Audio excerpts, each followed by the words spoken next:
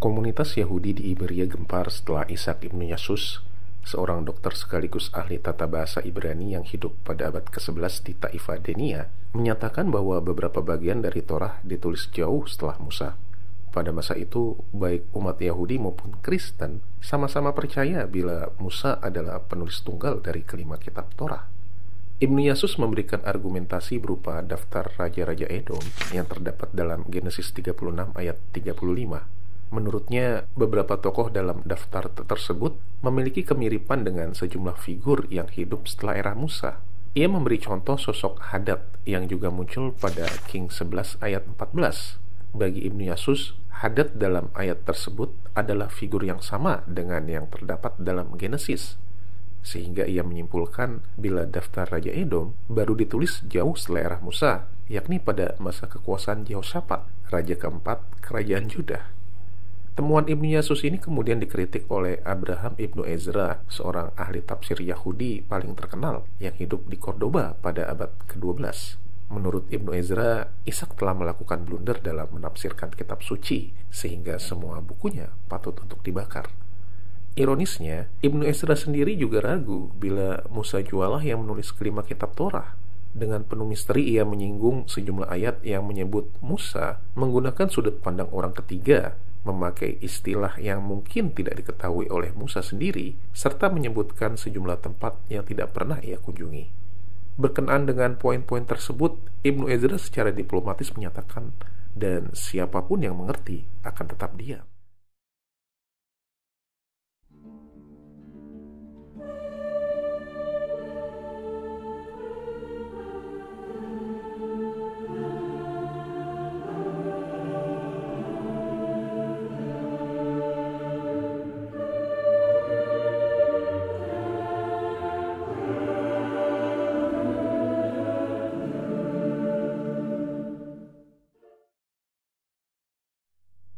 Kontroversi yang terjadi di Iberia ini tidak lain merupakan refleksi dari kritik serupa yang dialamatkan kepada Torah secara khusus maupun Tanakh atau Perjanjian Lama secara umum beratus tahun sebelumnya.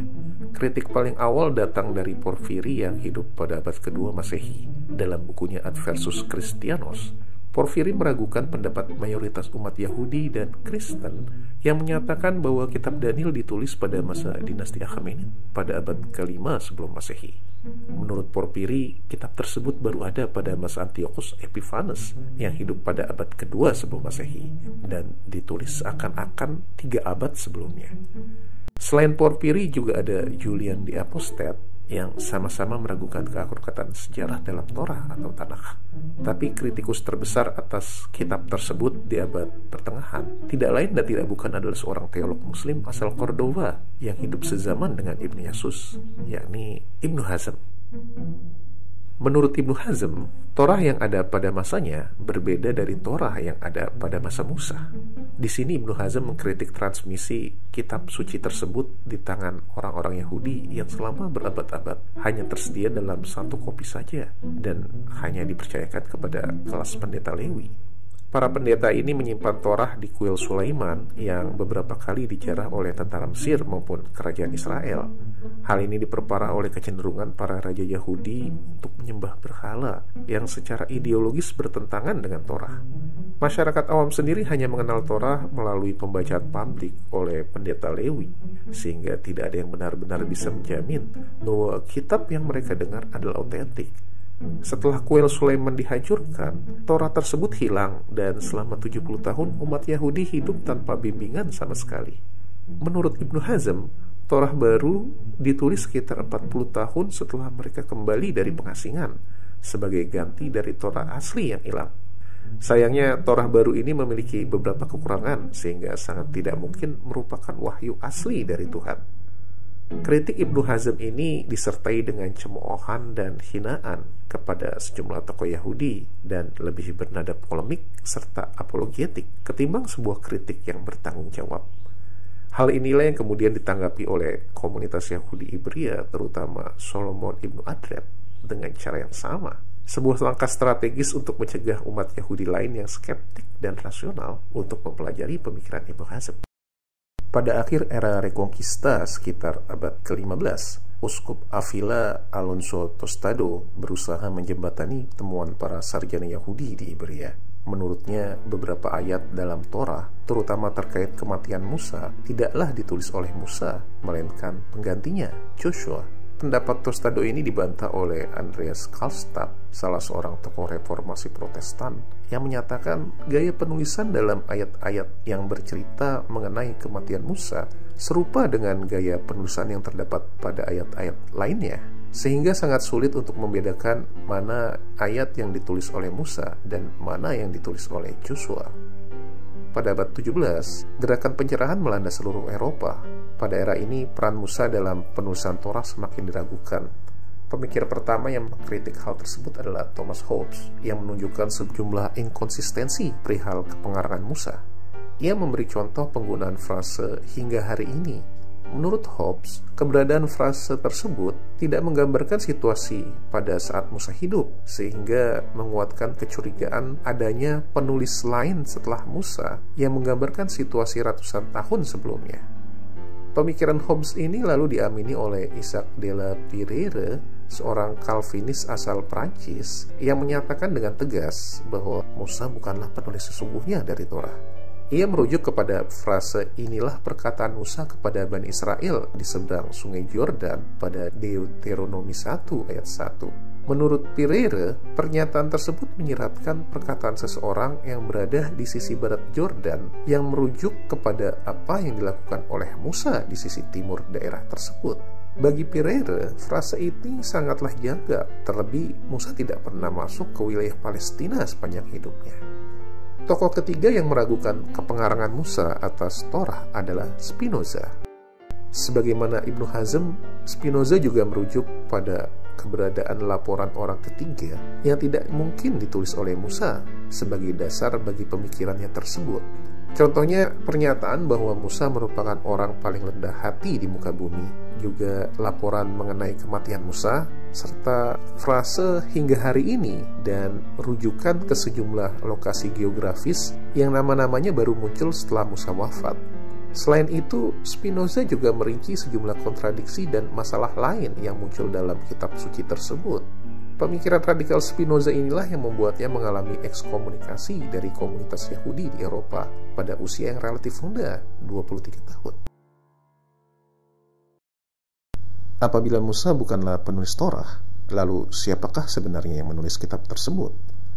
Untuk menjawab pertanyaan ini, para sarjana di abad ke-18 mulai mengalihkan perhatian mereka kepada fitur paling umum dari Bible, yakni doublet. Doublet adalah penyampaian sebuah kisah yang sama yang ditulis dua kali. Contoh dari doublet adalah dua kisah penciptaan dunia di Genesis 1 dan 2, dua perjanjian Tuhan dengan Abraham di Genesis 15 dan 17, dua kisah ramalan kelahiran Ishak di Genesis 17 dan 18, tiga kisah istri menjadi saudari di Genesis 12, 20, dan 26, serta dua wahyu Tuhan kepada Yakob di Genesis 28 dan 35. Bagi para sarjana di masa lalu, keberadaan doublet ini tidak lebih dari pelengkap sebuah cerita, dan perbedaan yang muncul dalam kedua kisah tidak pernah dianggap kontradiktif. Tapi bagi Jean Astruc, seorang dokter asal Prancis, dan J.K. Echon, seorang sarjana asal Jerman, keberadaan doublets ini mengindikasikan hal lain yang jauh lebih krusial. Berdasarkan hasil analisis keduanya, setiap versi dari doublet selalu diikuti oleh penyebutan nama Tuhan yang berbeda. Dalam satu versi, nama Tuhan disebut sebagai Yahweh, sedang dalam versi lainnya disebut sebagai Tuhan atau El. Penyebutan kedua nama Tuhan ini juga diikuti oleh karakteristik yang sama di setiap doublet. Dari sana, Astruc dan Echon menyimpulkan bila doublet pada dasarnya merupakan kisah yang berasal dari dua sumber yang berbeda yang kemudian disatukan oleh para penulis sesudah Musa. Dua sumber pertama yang berhasil mereka identifikasi adalah C atau Yahweh dan E atau El yang berarti Tuhan.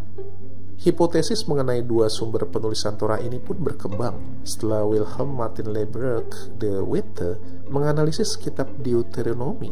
Menurutnya, bahasa yang dipakai dalam kitab tersebut sangat berbeda dari keempat kitab Torah, sehingga sangat mungkin ditulis oleh sumber lain yang juga berbeda. De Wette menyebut sumber tersebut sebagai D atau Deuteronomy. Pemikiran De Wette ini melengkapi temuan lain terkait sumber ketiga, yakni P atau pendeta yang tersebar di banyak bagian dalam Torah. Dengan demikian, pada akhir abad ke-18, para sarjana setidaknya berhasil mengidentifikasi 4 sumber kepengarangan Torah, yaitu J, E, P, dan D. Perkembangan kritik atas Bible yang mengemuka di Eropa daratan inilah yang kemudian diangkat dalam Essays and Review, sebuah buku berisi kumpulan artikel karya sejumlah gerejawan liberal Inggris yang terbit selang 4 bulan setelah The Origin of Species. Salah seorang kontributor, Benjamin Jowett, bahkan menyarankan agar Bible dibaca sebagaimana layaknya buku-buku klasik lain, yakni dengan menerapkan kritik rasional atasnya. Sementara Baden-Powell, yang juga menyumbang sebuah artikel, menegaskan kembali prinsip Tuhan sebagai pembuat hukum dan alam yang berevolusi sendiri tanpa campur tangan ilahiyah. Bagi Powell, mukjizat sebenarnya menyalahi prinsip tersebut, sehingga mereka yang percaya kepadanya tidak ubahnya seorang ateis karena tidak percaya pada keputusan Tuhan. Dalam waktu singkat, Essays mampu terjual sebanyak 22.000 kopi, mengalahkan penjualan di Orient selama 20 tahun pertama. Uskup Inggris Samuel Wilberforce yang sebelumnya aktif melawan teori evolusi menanggapi buku tersebut secara negatif. Tulisannya di Quarterly Review kemudian diikuti oleh sebuah surat yang ditandatangani oleh Uskup Agung Canterbury dan 25 uskup lainnya yang mengancam untuk menyeret para kontributor Essays ke pengadilan agama.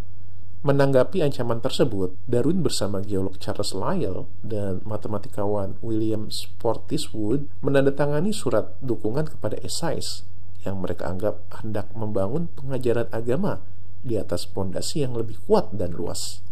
Sayangnya, dukungan terhadap Essays tidak menghentikan pengadilan Inggris untuk menghukum 2 orang kontributor, yakni Rowland Williams dan Henry Wilson, atas tuduhan bid'ah. Sementara kontributor lain seperti Jowett harus rela digaji dengan upah yang sangat rendah oleh Universitas Oxford. Kemunculan kritik terhadap kitab suci inilah yang kemudian memaksa kalangan konservatif untuk mencari pembenaran kepada cabang ilmu pengetahuan baru yang tengah mekar pada saat itu, arkeologi.